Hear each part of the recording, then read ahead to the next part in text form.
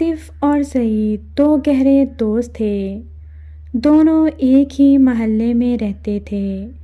دونوں کی دوستی ہمالیہ کی پہاڑیوں سے بھی زیادہ اونچی سمجھی جاتی تھی۔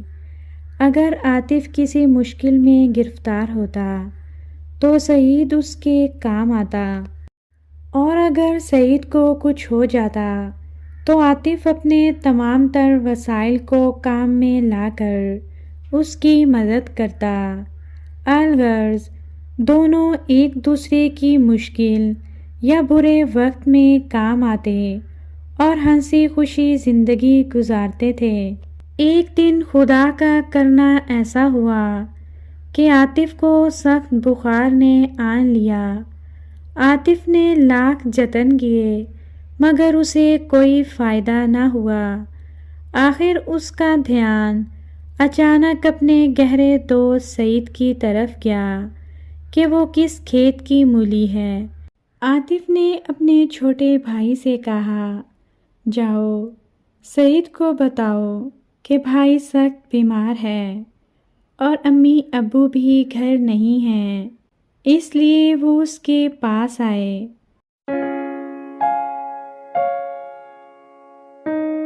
جب سعید عاطف کے گھر پہنچا تو اس نے سخت لہجے میں عاطف سے کہا کہ اگر تمہاری طبیعت زیادہ خراب تھی تو تاخیر کرنے کی بجائے فوراً مجھے اطلاع دیتا۔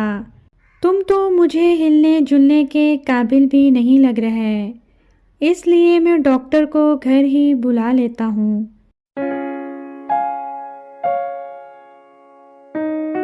تھوڑی ہی دیر میں سعید ڈاکٹر کو لے آیا۔ ڈاکٹر نے عاطف کا معائنہ کیا اور سعید کو ہدایت کی کہ اسے پابندی سے دوائی دینی ہوگی۔ انشاءاللہ 1-2 دنوں کے اندر اندر اس کی طبیعت بالکل ٹھیک ہو جائے گی۔ سعید نے عاطف کا بہت خیال رکھا۔ وہ ہر وقت اس کے پاس رہتا، اسے وقت پر دوائی دیتا، جس کی وجہ سے 1-2 دنوں میں ہی عاطف کی طبیعت بحال ہو گئی۔ سعید نے عاطف کو گرم گرم دودھ دیا تاکہ کمزوری دور ہو جائے۔ عاطف نے سعید کا خاص طور پر شکریہ ادا کیا کہ جس نے مشکل حالات میں اس کا اتنا خیال رکھا اور اس کی تیمارداری کی۔